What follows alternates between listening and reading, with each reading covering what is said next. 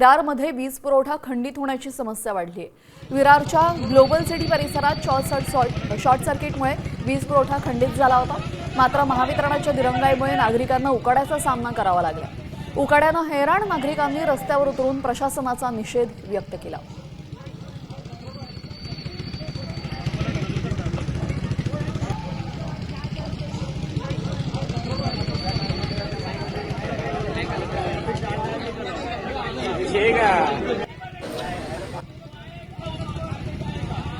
City एक smart city म्हणून घोषित झालेले आहे। त्या पद्धतीने लोकांना सुविधा भेटल्या पाहिजेत।